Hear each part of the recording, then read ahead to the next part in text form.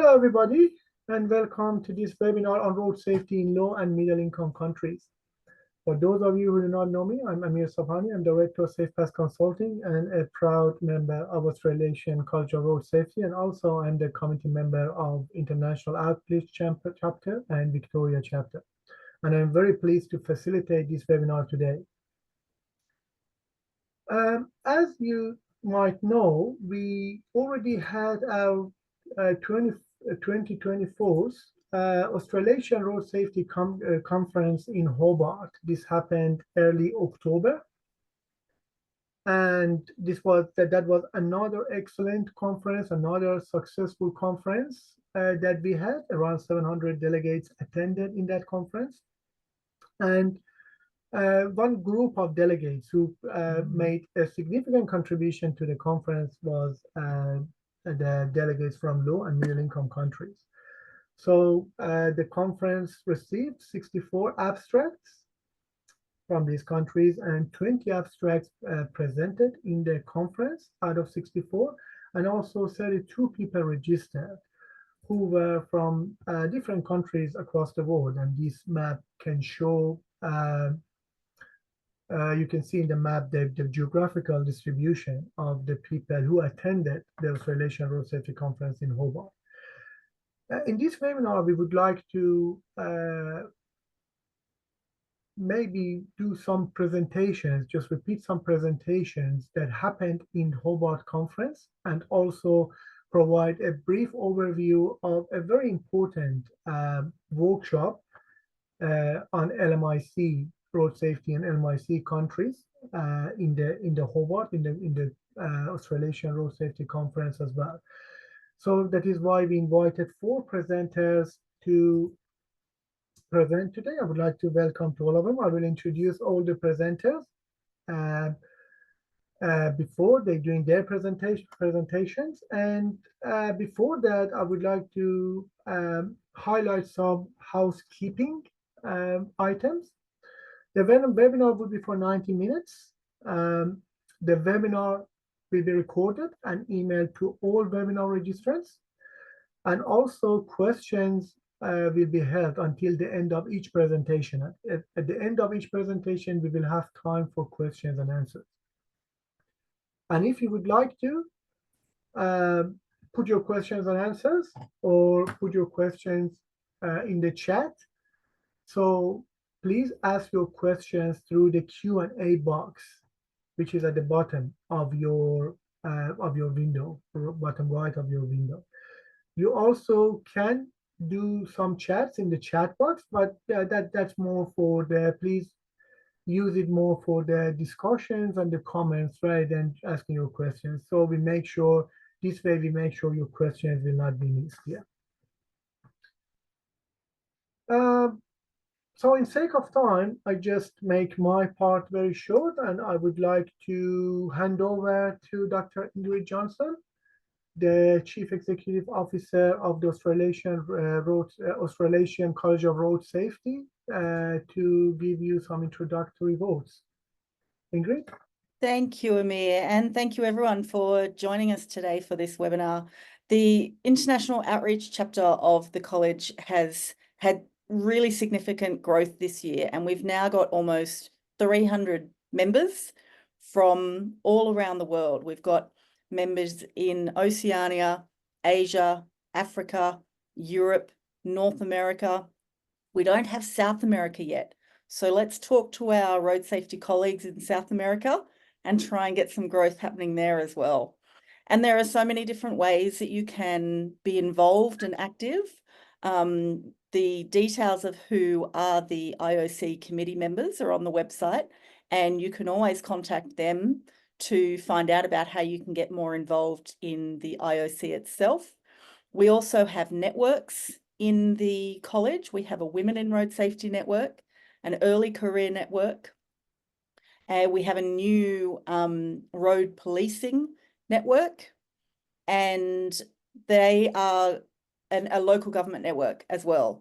And they are also really good ways to connect with people in the road safety community who are working on particular areas of interest.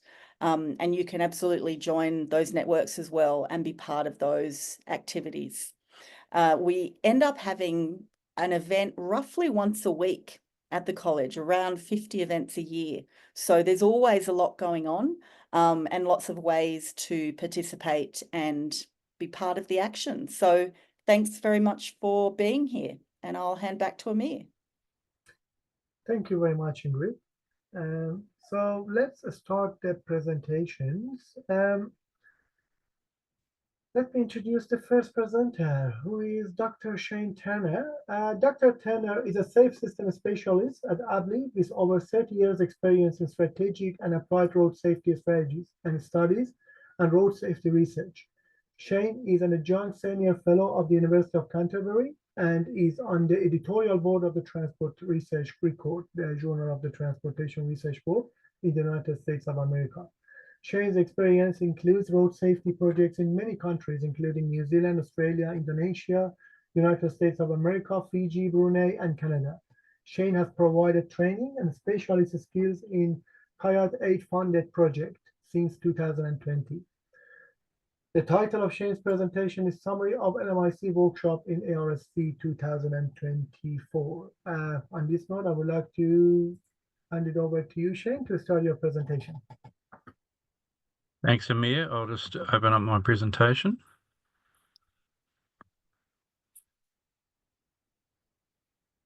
So hopefully you can see that. So I'm just going to talk through the workshop that was held at the conference and just some highlights from that workshop on the first day. So we had about 50 people attend the workshop. That included some people from LMICs, but also a lot of other people who are members of the college who just are interested in road safety in developing countries. So our first speaker was Lars Ekman, who was actually one of the keynote speakers for the conference from Sweden. And so Lars talked for an hour about Vision Zero and the sort of world famous Vision Zero Academy course out of Sweden. And so he talked on a lot of different topics, so I can only talk about a bit of it, but one of them was really comparing traditional road safety programs with Vision Zero programs. And I've also done these types of presentations myself, but I've really picked up quite a lot of additional information just hearing Lars talk about it in terms of what they've developed and how they presented in Sweden. He also talked about the roles of the different safe system pillars in road safety, the importance of biomechanical tolerance in terms of the forces the body can take, and particularly in terms of developing safer vehicles, safer infrastructure, and promoting safer behaviour. I like the way he presented safe speed by basically saying you do as much as you can in those areas to deal with those forces on the body. But in certain environments, obviously, particularly in high pedestrian cyclist environments, if you don't get the speed right, then the forces will be too hard on the body no matter what you do in terms of those other three areas. So if you want safe traffic, speed is a critical element as well as the other pillars in terms of how you can make cars safer and roads safer. So that was really interesting how he presented that. So he also did another talk in the conference itself, a plenary session, which was different but the same in some places as well. But it was a really good presentation. And his key points is a lot of these matters are just as relevant in low and middle income countries as they are in developing countries where they've been perhaps applied a bit more. But the challenges are slightly different, which is what we talked about in the conference. So we were also lucky to have Dr. Blair Turner there, and Blair was working at the World Bank and still consulting for the World Bank. Now back in Australia with his own business, but still doing quite a lot of World Bank work. And he was involved in developing these two guides that he presented. One on the recent guide for safer speed that was put together by World Bank in conjunction with Bloomberg Philatrophus. And he also put this other guide together. So that really talks about how you develop a speed program, an effective speed program, and with a focus on LMIC. And then also this other guide, which I referenced to in my talk as well, which was Road Safety Interventions, the evidence of what works and what doesn't work. And a lot of improvements that are made in developed countries still also work in developing countries because the laws of physics still apply, but some things need to be changed, or there's additional challenges. And the other thing he talked about was that when you're trying to sell a speed management program, which is usually about lowering speed limits, there are a lot of other benefits that you can bring into that discussion, and I think that's outlined in the Guide for Safer Speed. In terms of reduced noise, if you reduce speeds, more people walking and cycling because they feel safe. And that, of course, is really important in terms of climate change if we want to reduce the amount of travel in vehicles. There are reduced running costs associated with those vehicles in terms of lower fuel use and smoother traffic flow. So, and the feeling was that in lower speeds that you would get more emissions, but the latest research that he's uncovered and had done for the World Bank really shows that generally there are vehicles produce less emissions if the traffic flow is smoother, and that happens when the speeds are lower. So some really interesting points he made in this 20-minute discussion. And then I also gave a 20-minute discussion, maybe more focused around safe infrastructure, as I say, referring to that guide that he talked about in terms of what works and doesn't work. I also referred to the powered 2- and 3-wheeler guide because the work I've been doing in Indonesia has been really focused on powered 2-wheelers or motorbikes, because 77% of the fatalities in that country involve those riders of those bikes. And just some of the key crash types like rear end and head-on crashes, particularly in urban areas, which are not different. So the challenges are different. These crashes don't tend to occur to the extent, at least the very serious and fatal crashes in developing countries. And I referenced the powered 2-wheeler guide from WHO. And really the problem in the motorcycle area is we do know that exclusive motorcycle lanes without access are a proven countermeasure. There's several that are promising, but generally we don't have very good evidence to support full-on implementation of a lot of these measures yet. And so there needs to be more work done in that area just to see what role safer roads, safer infrastructure has in terms of making roads safer. So in the workshop, Dr. Tana Tain, he went through this part of the workshop where we went through 4 different questions on those topics there, and I'll just quickly go through them because I haven't got too much time left. But the first one was designing a safer world. So it was identifying ways to change engineering standards systematically so that they align with Vision Zero. So there was different groups that were doing these particular topics. We had 2 groups doing this one and 2 doing question 2, and then 1 with question 3 and question 4, who reported back, and I summarised what came out of it. So there's a lot more information than this, but this is just a bit of a summary of what actually some of the findings were. We're saying it's a very important area of road safety, especially for new roads, and in terms of developing safer vehicles and bikes.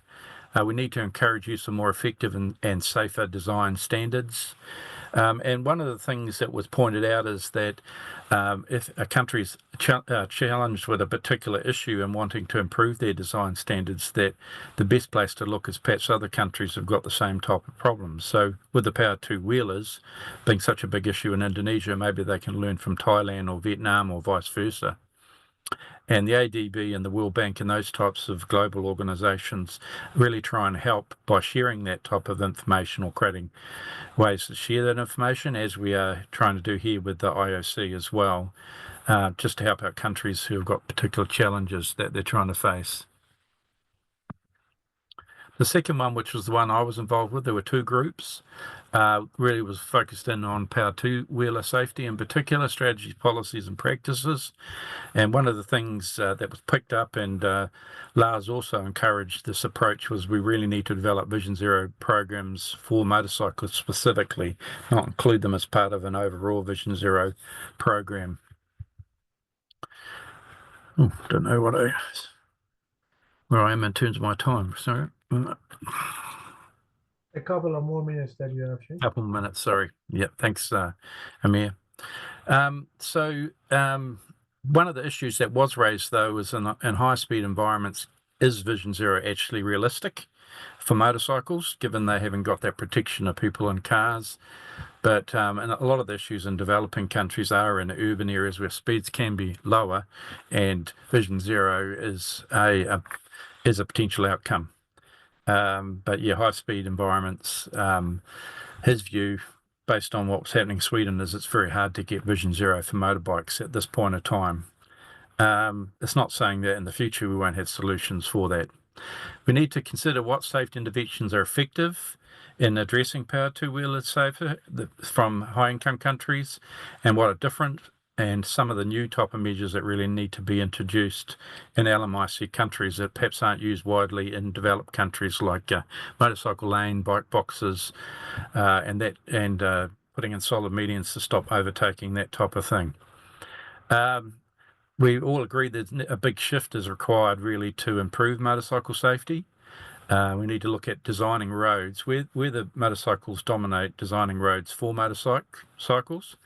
How do we actually achieve speed management without creating hazards, like using speed slowing devices, and a few other things there. And there was one point picked up about the post-crash care, that in some countries they're adopting the Good Samaritan rule that encourages people to assist those that are hurt get to hospital, and that can reduce the likelihood that they're going to die if they can get hospital care quickly.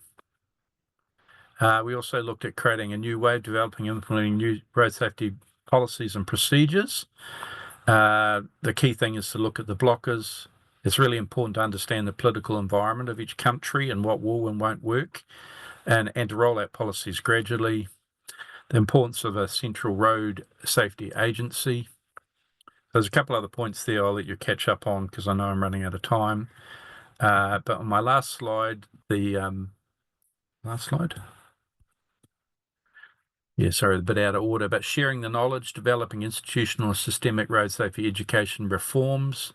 One of the key things that was raised, and Blair Turner picked up on this, was, are we missing the mark with current programs? Even developed countries that don't have a very good knowledge of how effective some of the education programs are. So more work needs to go into evaluating these programs, because the work that the World Bank has done is identify that there is money being wasted in ineffective programs, which may make sense from a common sense perspective, but are not found to be particularly effective when they've evaluated them. So I might leave it at that and return you back to Amir. So hopefully you found that interesting, and these slides will be available if you want to have a look at the further points. Thank you, Shane. That was an excellent and very insightful presentation. I myself was in that workshop. That was a great and successful workshop.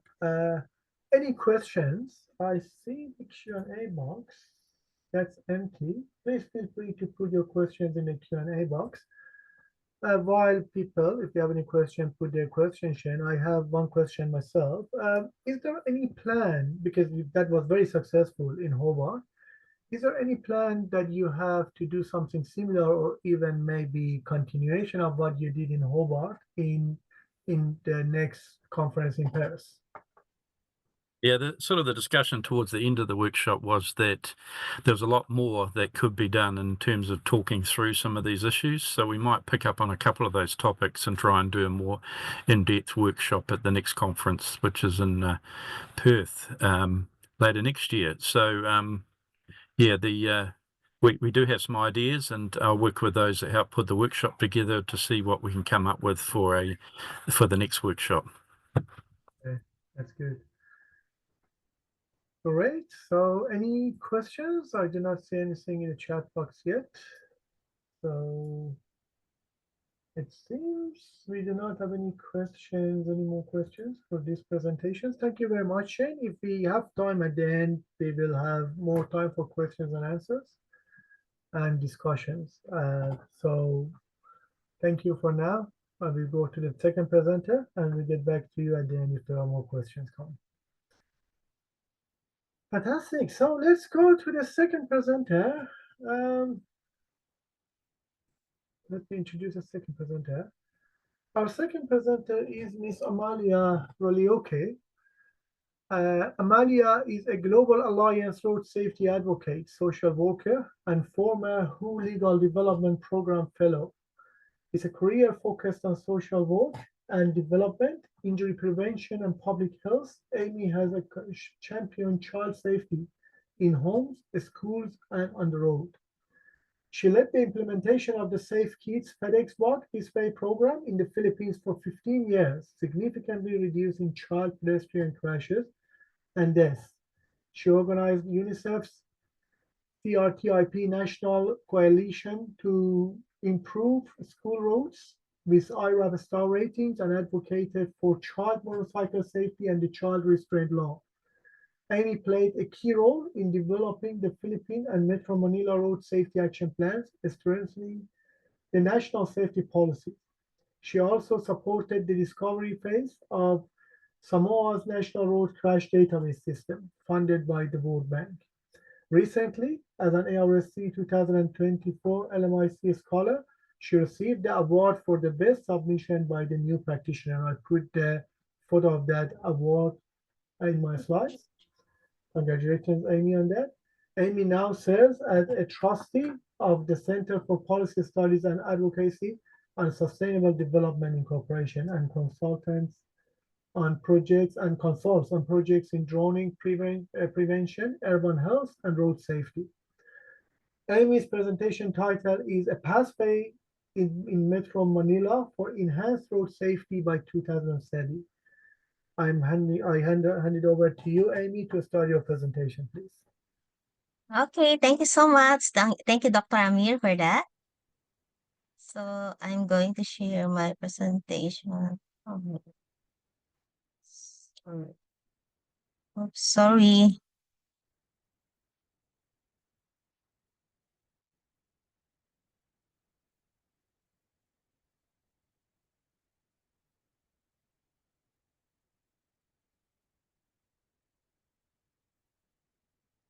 Oh my God.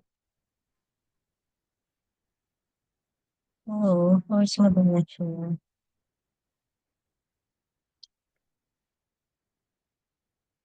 Oh, Now sorry. Yes, good. Thank you. Sorry. Now that Okay.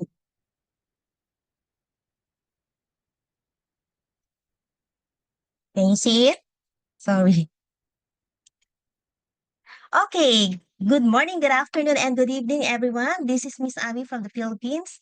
And I hope you are all doing great and in the best of everything.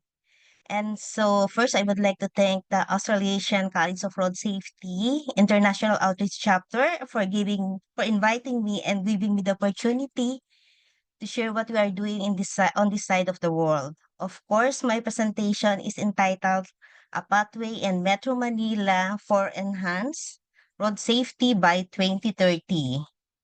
And so I would like to acknowledge my co-authors here, Dr. John Juliardo of WHO Philippines, Attorney Camille Alcaraz and Rhea Eleanor Monsayak of the Policy Center, and of course, Dr. Antonio Pagulayan Jr. of Metro Manila Development Authority. And so the paper is focused on reducing the number of road traffic deaths in Metro Manila through working together. And so the highlights of this paper are the following. First, it teaches us how we can work together, the importance of using data to guide our plans, the need for shared responsibility to make our road safer for everyone. And so, but before we dive into our topic this afternoon, I'd like to introduce you where I am coming from. And so, for some of you who do not know about Philippines, or let's just pretend that you do not know Philippines and you do not know anything about us. So, Philippines is a home for Manny Pacquiao, the icon boxer who rose from poverty to international fame and later served as a senator in the Philippines. And he is holding 8 world titles across different weight divisions. And of course, we are proud producers of Miss Universe winners. And the latest is the Miss Universe 2018, Miss Catriona Gray, who happened to be a Filipino-Australian from Queensland. And aside from that, we are known for natural resources and beautiful beaches. As you can see in this picture, that's in Palawan.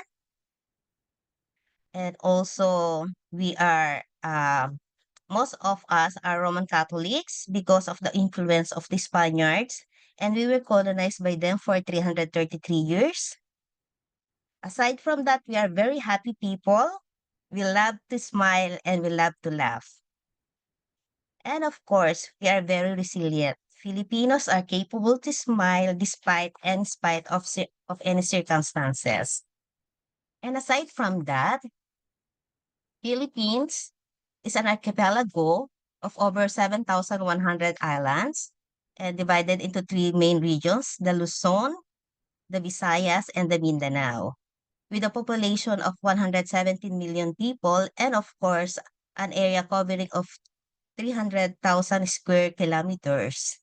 And we are very diverse and very vibrant nation. And when it comes to road safety situation, every year more than 12,000 people die because of road traffic crashes.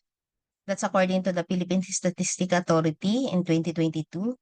And it costs the economy around 3 to 5% of GDP yearly due to lost productivity and medical expenses. And our vulnerable groups are pedestrians, make up for 20% of deaths, motorcyclists, over 50%, and this is a troubling trend as the number of motorcyclists continues to grow in the country.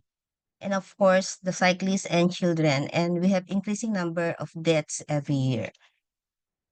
And so, aside from that, in the Philippines also, road traffic deaths have been rising over the past decade. So as you can see here, we are increasing. The number of road traffic deaths is increasing from 2011 to 2021.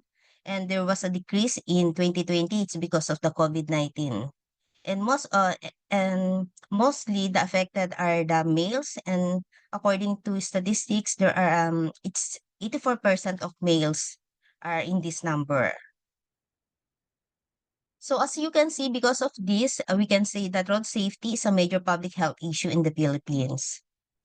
And when we go to Metro Manila, it can be considered that Metro Manila is one of the most congested regions in the world because Metro Manila's road network is navigated by 13.5 million people and 363 million vehicles. You can just imagine the 167 million motorcycles and 157 million cars, contributing to congestion and higher crash rates. And when it comes to fatalities in Metro Manila, in 2023 alone, over 1,200 road deaths were reported, the majority involving motorcyclists and pedestrians again. And what are the key issues? So our key issues are we have poor road conditions, lack of proper signage, inadequate enforcement of traffic laws, weak pedestrian protection measures, frequent natural disasters, and non-compliance by road users with traffic regulations all contribute to the challenges. So this is our roads during rush hours. So this is in EDSA, as you can see, super traffic. And this is at night. So mostly this is from 5 p.m. to 8 p.m. So because of that, because as you see, there is a need for a targeted road safety plan specific to the National Capital Region in Metro Manila because of those problems that you have seen. So we needed to create a stronger approach to road safety. And so how we did that, we were able to assess the road safety across 17 LGUs in Metro Manila.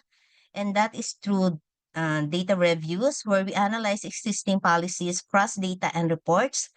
We did also the key informant interviews or KIIs where we engaged with local government officials, MMDA, NGOs, and national agencies. Also, the group discussions were done where we connected with communities to identify road safety concerns.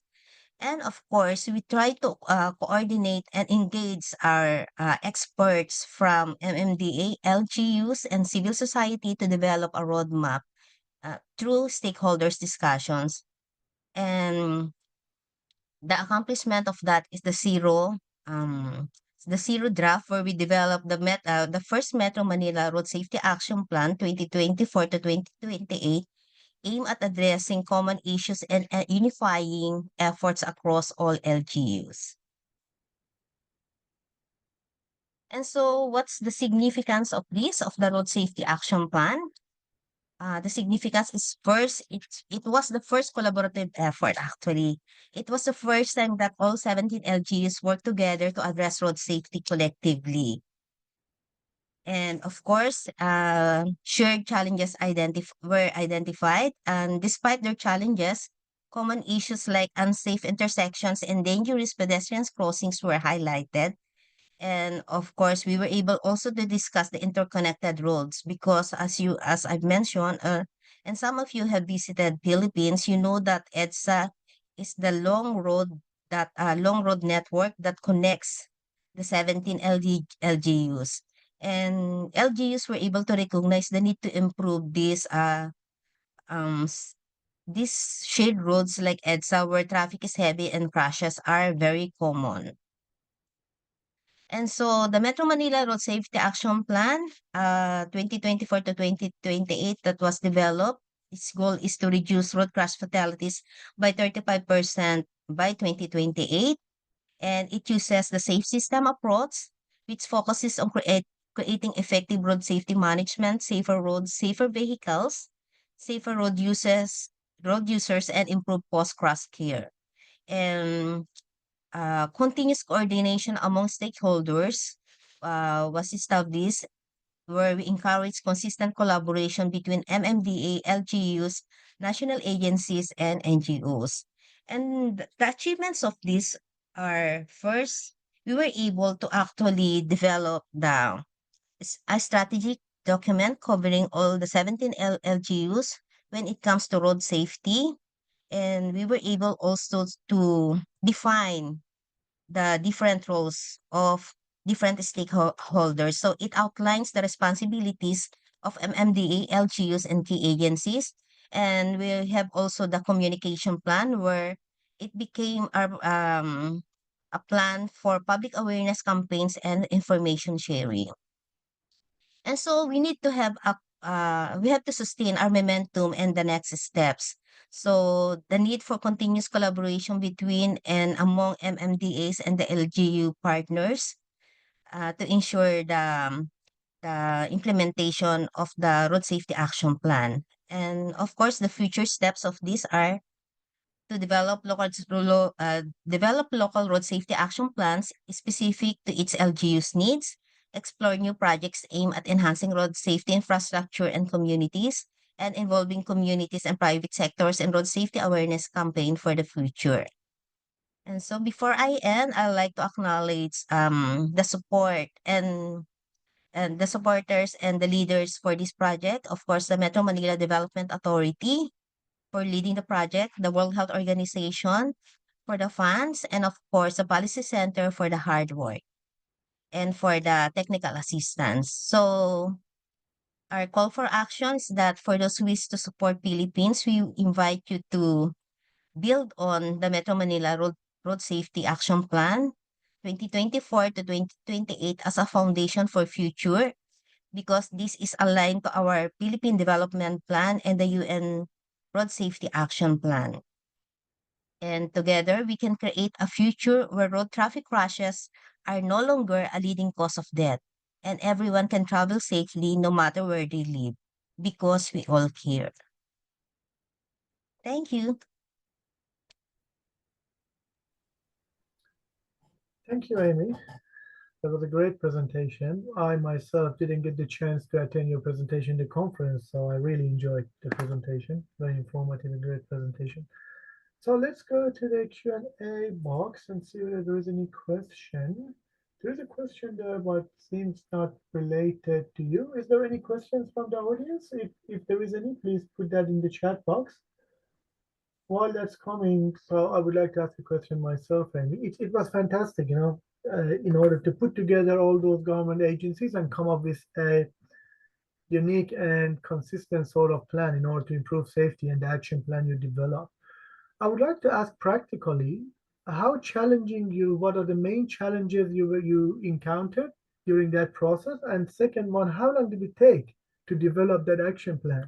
And is that being implemented now? Well, it was very challenging. For one, the 17 LGUs don't talk actually when it comes to road safety. So they do everything on their own. Every local government every local government unit has their own plan to implement, but they don't really interact and sit together, and that's affecting the whole Metro Manila residents. So it's very challenging also that um um there was a very fast there was a very fast changes of people who need to sit at different meetings. So every meeting we need to ask people to we need people to attend to our meeting, and sometimes the people that we connected with at first is not around anymore. So that's a problem. But we were able to surpass it, and now we will be launching actually the Metro Manila Road Safety Action Plan. This is maybe next month or this month, but we are very we are very hopeful for that plan, because it was also used by John Todd, the UN envoy for road safety. He just visited the country, and he used that to go to the president of the Philippines. He When he came to a meeting, he brought the Metro Manila Road Safety Action Plan. Hey, thank you very much, Andy. Thank you. That's fantastic. Thank you. So we have two questions, but before I go to them, so there are two comments in the chat I would like to address.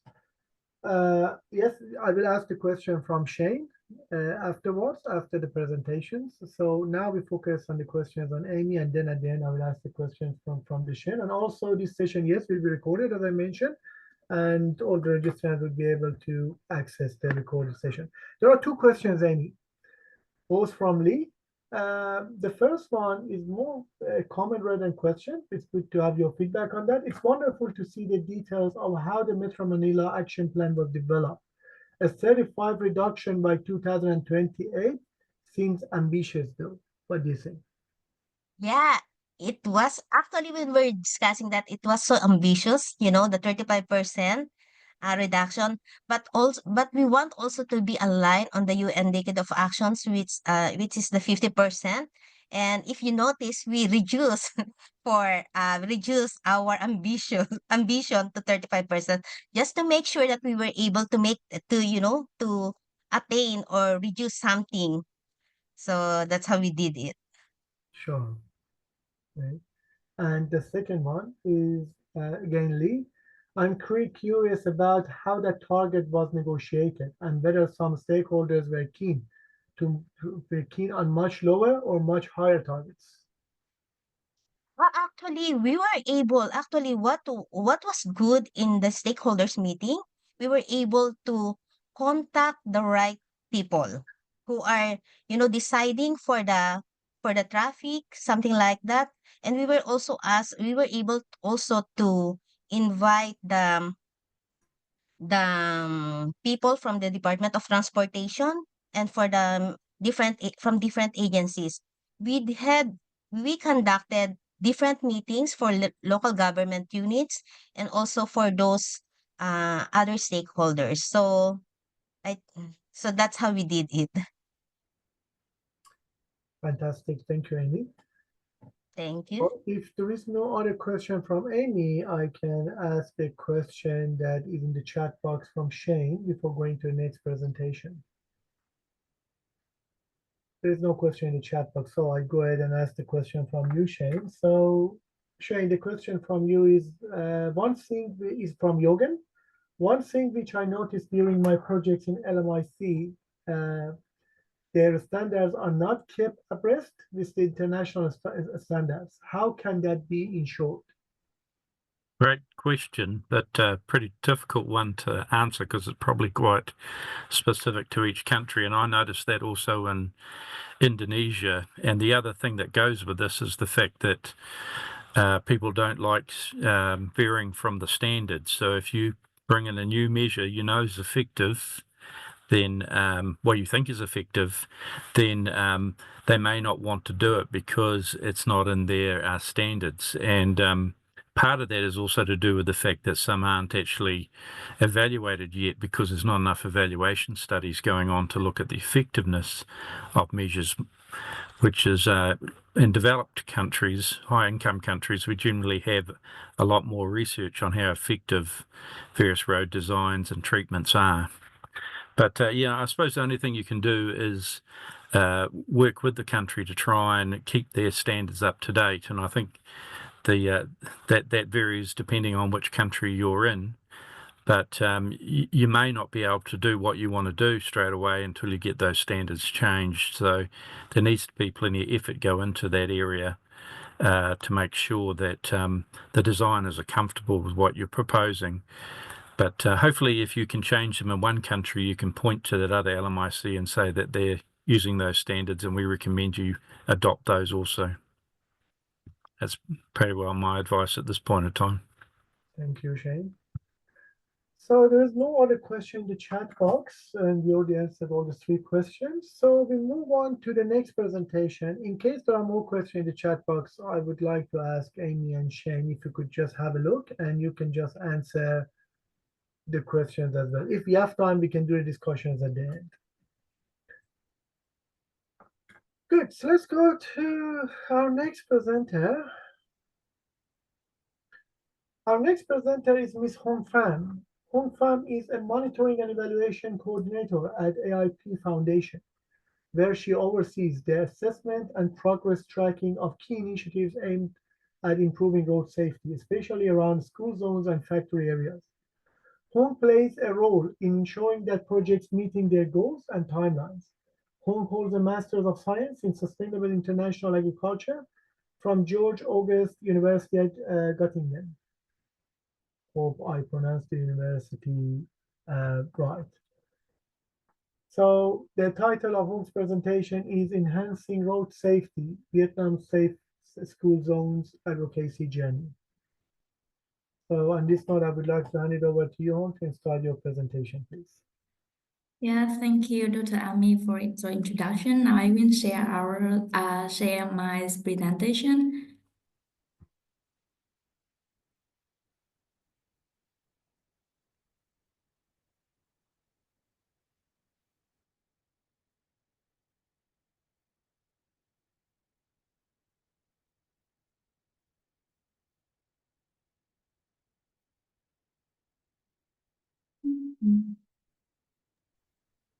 I can see your presentation.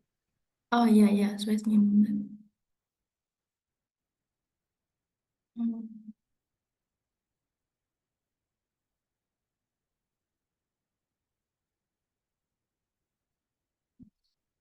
So now you can see my screen, right? Yes.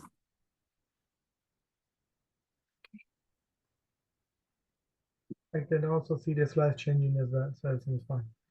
Oh, I'm sorry. Yeah, just fine to know. Yes. Yeah, hi everyone, my name is Hương Phạm and I'm very happy to be here today to present on the topic Enhancing Road Safety, Vietnam Safe School Zone Advocacy. First, I quickly introduce about AIP Foundation, where I work. It is a non-profit organization founded in 1999, dedicated to saving lives on the road and increasing access to safe, equitable, and sustainable mobility for all.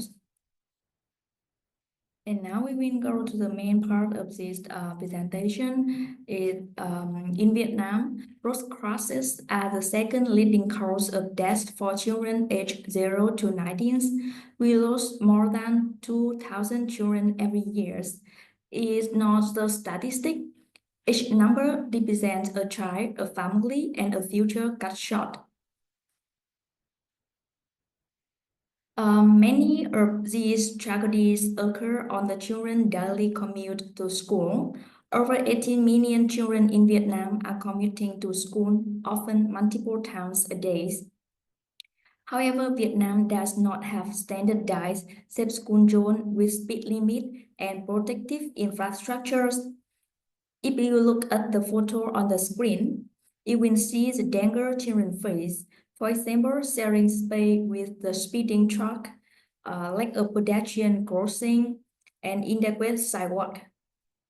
This lack of safe school zone standard across the country has led to a situation where many schools are built with insufficient pedestrian-friendly infrastructures and lack critical speed calming measures, expose children to a serious risk. In response to this, AIP Foundation and partner launched the Safe School Zone Guide project in 2021, aiming to reduce cross injury and fatality by establishing policy, procedure, and legal framework for creation of school zones. Our key activity began with developing a comprehensive safe school zone guide in partnership with Vietnam Ministry of Transport, providing a clear engineering standard and necessary steps for establishing safe school zone across the countries. And then we pilot the safe school zone guide in 3 provinces across the countries, testing its effectiveness, gather real-world data, and make adjustments based on the feedback from the stakeholders and those safety experts. To further ensure the safe school zone guide success, we conduct training workshop for Department of Transport officials from all 63 provinces, equip them with the knowledge to implement safe school zone guide locally. And the safe school zone guide were then implemented in the target province to upgrade school zone infrastructure, expanding its adoption and building support from provincial governments. Additionally, we took a key government stakeholder to Melbourne for a study tour, which helped to secure their endorsement for school zone standards and foster better coordination between the decision makers. Our progress has received strong support from provincial governments. It's interesting to share that after the study tour, we noticed a shift in the attitude. Provincial government became more proactive and committed to improving school zones, showing that when the officials see the successful examples, they are more likely to take action. This engagement is essential in driving the expansion of the safe school zone guide across Vietnam. Yes, the safe school zone guides were developed through extensive consultation with both local and international stakeholders. This guide integrates international best practice in school zone infrastructures and tailor them to the unique road safety context of Vietnam. It covers everything from the traffic planning to infrastructures, designs, and safety assessment, offering comprehensive solutions to enhance safety around school zones. We pioneered the Safe School Zone Guide in 6 schools across Hanoi, Nghệ An, and Sóc Trăng for its diverse geographic condition, and pre and post assessment clearly show the substantial impact of the Safe School Zone Guide on improving safety for students. We see the decreasing in the number of class around school zone from 73 to 55 case, and reduce traffic conflict between the pedestrian and vehicles, and also improving road infrastructure conditions.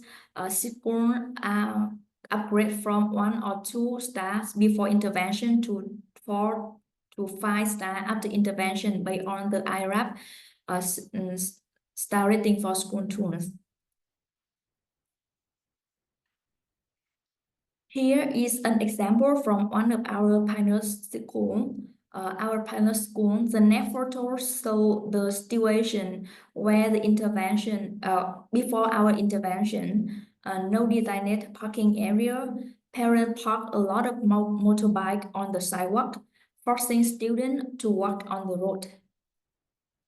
After the intervention, as you can see in the right photo, a designated parking area was created, and students now have a safe space to walk on, which separate with the parking areas by a fence. This simple but effective change significantly reduce a risk for students. In this slide, I will quickly brief the development and endorsement of this guide. Actually, AIP Foundation began its work to improve school zone safety in Vietnam in 2018 with pioneer project in Pleiku City province, Gia Lai province. This project called Slow Zone Safe Zones, a safe school zone model with the reduced speed limit were developed. And this project made significant progress in Pleiku when the provincial government adopt a legal document defining school zone for all schools in the Pleiku. Building on this success, we launched the Safe School Zone Guide project to implement nationwide. From 2021 to 2022, we focused on developing and piloting the Safe School Zone Guide. In August 2023, this project reached the significant milestone when the Ministry of Transport of Vietnam issued an official letter recommending the Safe School Zone Guides as the first national reference material on safe school zones in Vietnam. And in December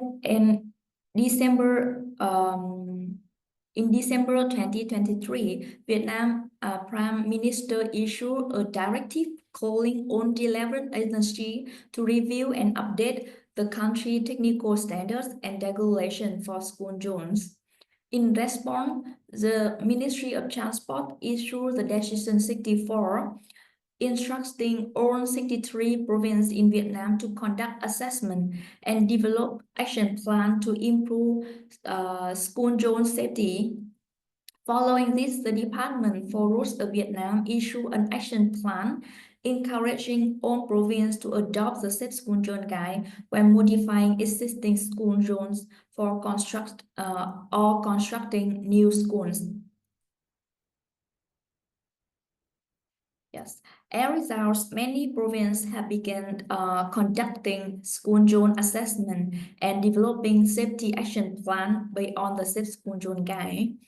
So far, 81 schools in 8 regions across Vietnam have upgraded their infrastructures with 25 schools co-funded by local governments. In Ho Chi Minh City, for example, the Department of Transport is reviewing 57 schools for safety improvement. Besides this, we have received many positive feedback from students, parents, and teachers. They strongly support expanding the Safe School Zone Guide. Looking ahead, we plan to scale up the Safe School Zone Guide implementation, reaching more school zones across Vietnam. And we also continue to gather data to strengthen the evidence base, supporting future legislation to standardize school zone safety nationwide. Thank you for your attention. We hope that through the collective efforts, we can ensure a safer future for children commuting to school in Vietnam. Thank you very much, Hong. That was a fantastic presentation. Lots of great insights around the effectiveness of the school zone guide that you develop. And I was really surprised about the 6 months period from the time that you gave it to your government to the time that it's implemented. So that was so quick and very good to see that one. Okay, so we have one question already in the Q&A box. Ms. Pham, I noted that in one pilot site, Hanoi, the pedestrian conflicts didn't change post-intervention, whereas in the other pilot sites, they dropped significantly. Do you know why there was no change in Hanoi? Yeah, in Hanoi, we see no change in traffic conflict left after intervention because two reasons. The first one is the operating speed is still higher than the speed limit. And the second one is the sidewalk that is quite small compared to other provinces, and the encroachment of one side of the sidewalk forced pedestrians to walk on the road. Therefore, pedestrians still face the risk of the conflict with the vehicles. So in Hanoi, we may need more coordinate with the government to enforce community to not encroach the sidewalk. Yes. Great, thank you very much. So there is no question in the chat box. So while we give people maybe a couple of more minutes to put their questions, I would like to ask a question as well. So that was very good, that speed zone guidelines. So what type of interventions you focused on? What category of interventions you focused on in the guidelines? So did that include, or has that included speed, infrastructure, vehicle, and behavior, or just you focused on particular categories of interventions? Yeah, thank you for the question. Actually, we focus on the infrastructures around school zones. So we firstly we go there and assess the infrastructures around school first, and then we went develop the plan to upgrade road infrastructures around this. So our intervention focused on mainly focused on speed limit, because we recommend to install speed limit of 30 to 40 kilometers around school zones, and then we provide the pedestrian crossings also to and then ensure enough space for pedestrian to walk on the sidewalk. Is some main of our intervention, but we build a lot of in general standard in the safe school zone guide, so the government can learn from that to add more intervention in school if needed. Yes. Great, thank you very much for clarifying that. I can see there is no question added to the Q&A box, so we move on to the next presentations, where like Amy and Shane, if you saw any question asked from you, if you could just answer in the chat box, that would be great, if we didn't get the chance to answer that at the end of the presentation. Yeah. Okay, we move on to the next presenter, which is the last but not the least presenter. Our next presenter is Dr. Muhammad Navid Tahir. Navid has received his master's degree in public health science from Karolinska Institute, Sweden, and PhD from KARSQ and QUT in Australia. He has also attended Global Road Safety Leadership course supported by GRSP at Johns Hopkins University. He has been involved in road safety and injury prevention research and awareness activities and program management since 2010. The title of Navid's presentation is Traffic Lane and Road Rules Compliance Among Motorcyclists in Lahore. So I would like to hand it over to you, Navid, to start your presentation, please.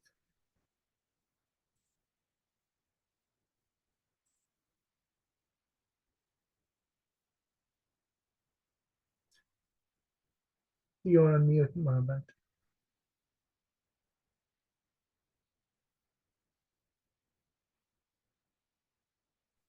Hello, can you hear me? Yes, I can hear you, and welcome. Okay.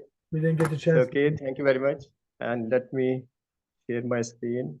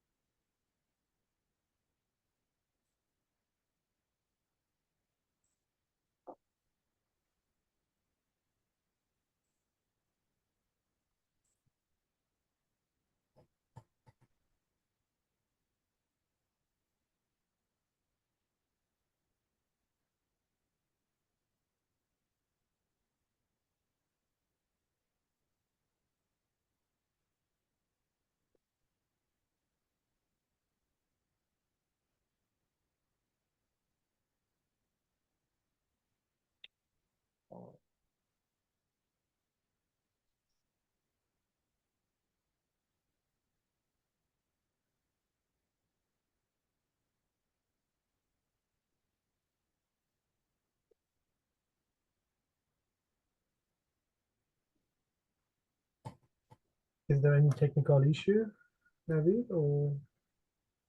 Yeah, I think I want to share my screen. That's fine. I can share on my side if you like. Yes, please, if you could That's fine. help me out. Let's got your presentation ready here.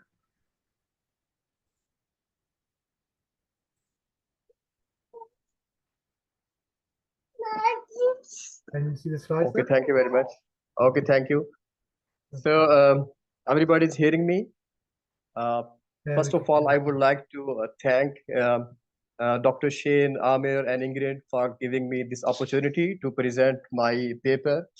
So nice of you. And first, I would like to just briefly introduce myself. That currently I am working as the Department of Public Health, Punjab University, Lahore, which is one of the largest public sector university in Pakistan.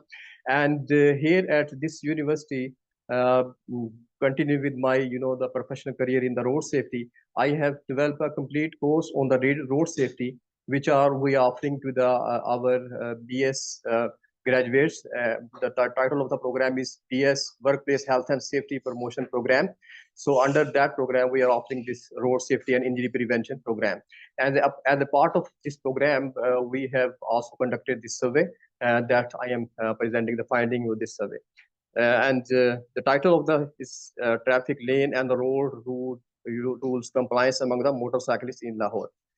Next, please. Thank you. So next, please. So if we see the little bit background of the study.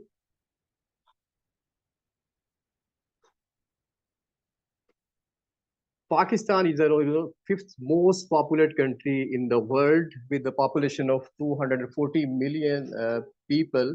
So this is the major issue in Pakistan, the big population. So definitely, on the other hand, the road safety infrastructure as well as public transport system is not very much, expanded, and as the population is growing, so this big population have a definitely vis-a-vis private vehicle is increasing. So this is the major issue in terms of the road safety. Therefore, there are lot of every year the private vehicles are increasing. Therefore, vis-a-vis the road traffic crashes are increasing, and this is a serious issue, public health as well as the development challenge in Pakistan that cause huge trauma, morbidity, and socio-economic impacts. And according to the global safety reports, on average, around 27 to 30,000 people die every year in Pakistan, and it not only in terms of the losses, in terms of the the morbidity, mortality, it also huge losses in terms of individual as well as the national economy, and because it is estimated that around RTCs cost losses around 4.5% of the national GDP economy. And a little bit now, I will want to introduce you the where this survey is conducted in the province of Punjab. If we talk about the Punjab, which is the largest province in Pakistan with around 120 million population, according to the EMS data, every day around 1,200 road crashes are reported in Punjab across 36 districts. And in these crashes, 1,200 road crashes, around 10 to 15 people die every day. And more than around half of these injuries, which the sustained injuries, these are serious injuries. And if you translate this fact, this translate that after every 1 minute and 2 seconds, after every 1 minute and 2 seconds, a road crash is happening. I'm sorry to interrupt you, Navid. I'm very sorry to interrupt you. Are you in slide number 2 still, or you want me to change? Yeah, please. Yeah, the next slide, please.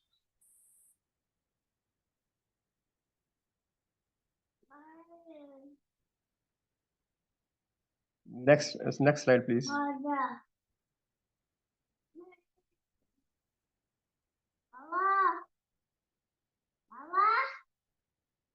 Next, please. Sorry. Next, please.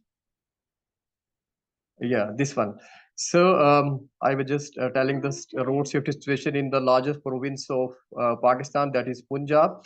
And in Punjab, I was saying that around every day, around 1,200 road crashes taking place in Punjab. And in these crashes, around 10 to 15 people on average die every day. And about half of the injuries which take place in these crashes are very serious injuries. They need hospitalization. And around between 2 to 5% of these hospitalization and then further go to the the mortality or the long-term disabilities or the paralysis in case of spinal injuries or head injuries. And if you translate this fact, this makes that if 1,200 road crashes are occurring every day, this translates the fact that after every 1 minute and 2 seconds, a crash is happening in province of Punjab. So this is the serious situation in a larger province of Pakistan in Punjab, where I also reside. And from the next, I will let you know about the our own study which I am presenting today. Next, please.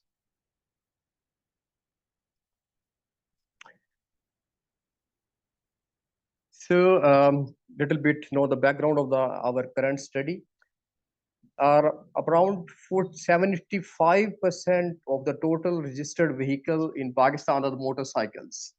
So in every household, there is at least one motorcycle in Pakistan. And in the same time, and similarly, if because there are a lot of motorcycles, so motorcyclists are also overrepresented in crash data and morbidity mortality statistics in Pakistan. And according to the EMS service data, and around 75 to 80% of the road crashes involve the motorcyclists. So motorcyclists, either they are directly involved or they sometimes make it the crash happen. So they are the major reason, they are always involved in the crashes because they are in big number. Thank you. Please next slide, please. So because there are 70 to 80% are the motorcyclists involved. So we actually conducted this one of the observational survey to see that what is the major reason behind the the motorcycle crashes. Although we know we have some studies before, but I think this was a unique study that was observational based, because previous study were talk about survey based or some of the qualitative study, but not about the observational study, especially about the traffic lane change. What is the actually the influence of the because in Pakistan, although the rules are there, because according to the rules, the motorcyclists are supposed to travel on the extreme left side of the road, but they usually always switch the lane, they filter the lane, and I think that was the major could be the contributing cause in the road crashes of the motorcyclists. So based on this assumption, we conducted this survey. Please next slide, please. Next, please. So this survey was conducted at the Canal Road, Lahore, which is a 3-lane, very big road. And on this road in 2021, if you can see the picture on the right side, dedicated motorcyclist lane was introduced in 2021, so that the motorcycles are confined to this on this lane. So we conducted the survey to see the compliance of the motorcyclists to this rule, whether they are traveling on the dedicated left lane, which is dedicated for them, and the bicyclists. So this was actually the rationale of this survey. And when we conducted the surveys on the similar road, on the same road, the motorcyclist helmet enforcement wearing campaign was also going on, and the police was also present on that road, and they were enforcing the helmet, promoting the helmet wearing among the motorcyclists. So our survey and campaign was at the same time. So next, please. So you can see my students which are conducting this survey on the roadside. And these are the students of the BS Workplace Health and Safety Promotion, which are conducting this survey as a part of their road safety course, which I mentioned earlier. Next, please. So we collected the data from the live. We observed the motorcyclists on the Canal Road in different locations where there is a quite huge influx of the motorcyclists between the morning timing from 8 to 6 p.m., 5 p.m. in the evening. And we also, in addition to the compliance to the traffic lane, we also observed the other few parameters such as whether they were helmet wearing and the use of the mobile phone while riding the motorcycles, and also what was the apparent age of the motorcyclist. So these also the few other variables which we observed during this survey. And while during the observation survey, it is really difficult to note many variables. So we stick to those 5 or 6 variables. Next, please. Next, please. So these were the major findings in front of you. So most of the observation was conducted during the daytime between 8 a.m. to 10 a.m. Morning time, when there is a huge, people go to the offices, schools, and other places, workplaces. So majority of the observation were conducted during that time. And as regard the gender, so male definitely, because male really in our culture and society, most of the male go for the work outside. So a majority of the motorcyclists were male, about more than 97%. But another trend which is recently in few years we have witnessed, the few female was also there. Normally it was before about 1 decade ago, there was actually female was at least there was no female motorcyclist, but now we can see even on the Canal Road, which is one of the major artery in Lahore, we can also have the few female as well, around 2.4%. So this is an encouraging trend, and female are also using the motorcyclists. And recently the government has also introduced a scheme for the electric bikes especially for the female, especially for the students, for the female students, so that they can easily commute around the city. And the most important observation that was also the main title of our the study, on which lane the motorcycles were traveling. So you can see only 30% motorcyclists were traveling in their dedicated lane, in the left lane, and rest 70% were either traveling in the middle lane, 49%, or in the very fast lane, right lane, 21%. As regards their age, what they apparently looking like, so we also witness around 4% were underage, as per our just the rough estimate when we observe them, 4% underage drivers, because in Pakistan the driving licensing age is 18 years. So there were 4% underage driver as well. And definitely the majority of the young people who are driving between 18 to 28, nearly for 34%, and also between 29 to 39 years of age, around 39%. These are the age groups which we noticed. And what about the helmet wearing? About half of the motorcyclists was not wearing the helmet. This was very alarming situation. That, as I already mentioned, that although the helmet promotion or enforcement campaign was also going on, but still you can see the trend that what we have witnessed, around almost 50%, half of them not wearing the helmet. And very risky behavior, distraction. They were also distracted on the road. Around 18% were also using the mobile phone while riding the motorcycle. We assume that even it is very dangerous and distracted while if you even use while driving the car, when you are covered, when we have protection as well, but being the vulnerable road user. So this is a very alarming trend and behavior, that about nearly 18% were using the mobile phone as well. So these were the few major findings of our observational survey. Next, please. Thank you. So these are a few pictures from the survey. You can see the picture on the right side. You can see the man is also using the mobile phone and also not wearing the helmet as well. So it's a lot of risky behaviors together. And on the left side, you can see on the top of the picture, both the rider and the pedestrian rider are not wearing the helmet, and also they are going in the fast lane. And the below picture, the bottom picture, you can see that the young guy, that apparently look like that he's underage driver, and he's also carrying an alien passenger as well. This is common in Pakistan, because about the young guys around 9 to 10 years old, they start riding the motorcycle in the very young age, because actually there is a lack of education of the road safety across all the segments of the society, and even the parents do not know. They encourage, in fact, that they send their young children to local market just to buy a few things, and in this way they start riding the motorcycle in very, very young age. Next, please.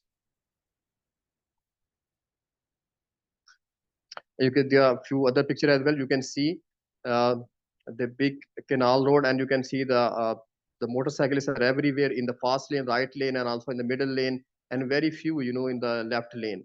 And on this right side picture, you can see they're also moving in the right lane and also in the middle lane, everywhere.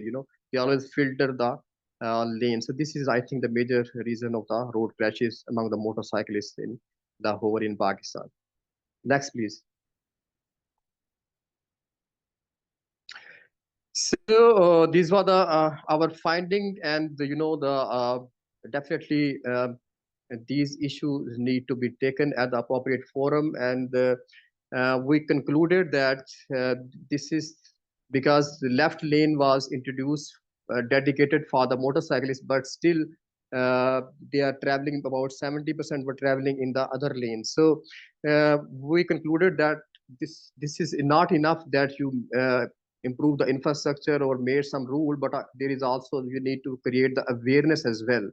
So this was our conclusion, and our recommendation, that we need the evidence-based strategies, and also the very effective enforcement, and coupled with the other forms of social media, and using the all kinds of different forum to create the awareness about the road safety, because this study shows highly risky behaviors among the motorcyclists, starting from the lane filtering to using the mobile phone while riding motorcycles. So this was all about from me, and thank you very much for being with me, and sorry for a little bit interruption, because I'm a little bit away from my workplace and I'm managing from the distance place. So thank you very much, Amir, for supporting me for this presentation. So nice of you.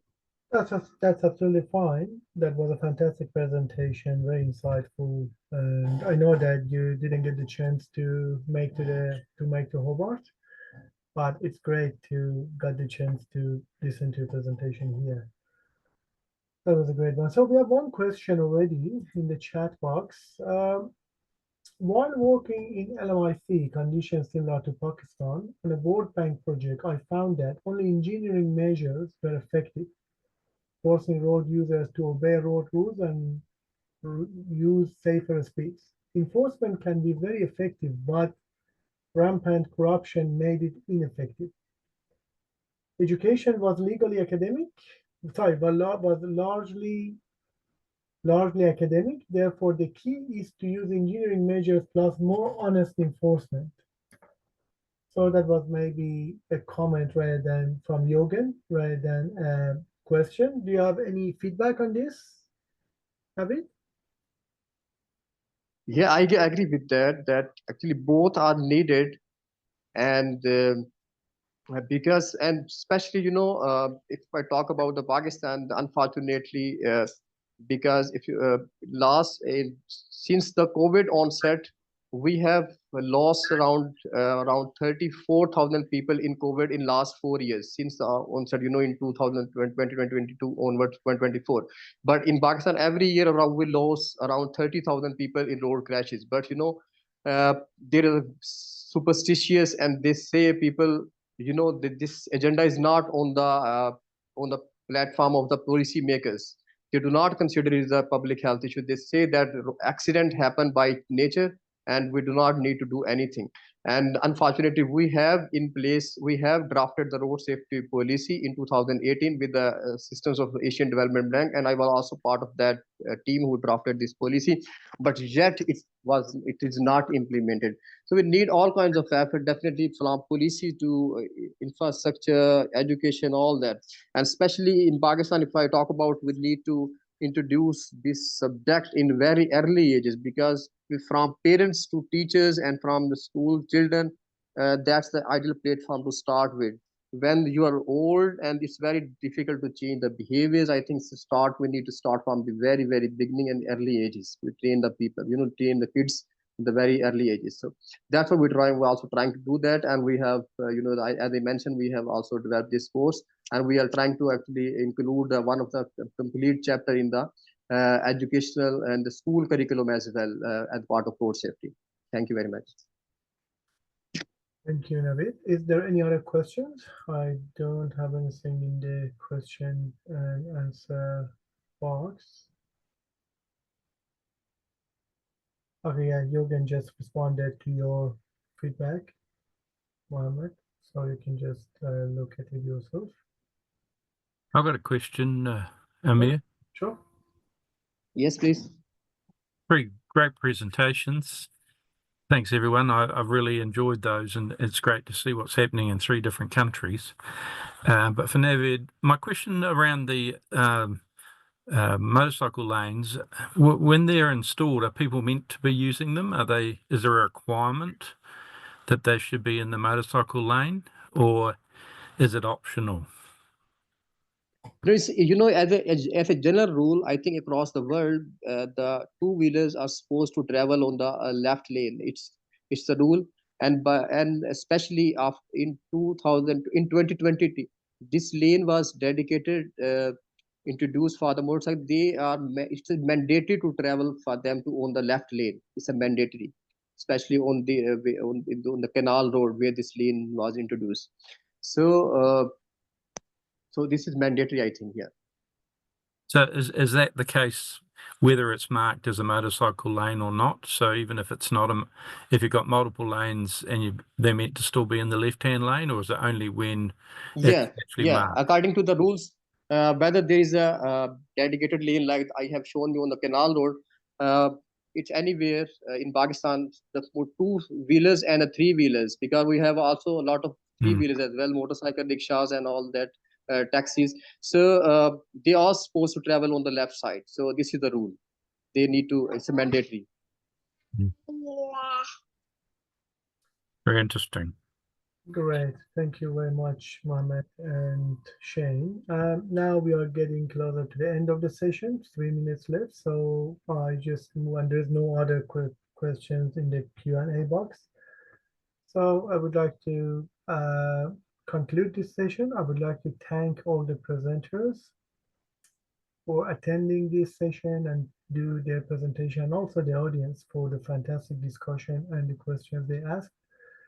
Yeah, so, and I know in such a busy agenda close to Christmas for everyone, so it's very challenging to find the time and just attend this session and do the presentations. I would like to appreciate your time for today. And also, I would like to encourage you to become a member of Australian College of Road Safety. For internationals, this is very cheap, 10 Australian dollars. So for attending one webinar, you should, if you're not a member, you should pay $20 and just $10 to attend, to be a member for the whole year and just enjoy all the fantastic sort of knowledge sharing happens, and a big network of people from all over the world who are the members of the Australian College of Road Safety. That's a great sort of opportunity you can take advantage of. So before I finish, Shane and Ingrid, do you have anything else to add? No, just, yeah, thanks everyone for being here. Thank you. Yeah, same with me, and just thanks, Amir, in putting on such a great webinar, organising all the speakers and bringing it all together. I thought it went really well today. Thank you, Amir. Thank you very much, Shane, and thanks for that feedback. I really enjoyed this webinar myself as well. Great presenters. Thank you, everyone, and have a great rest of the day wherever you are.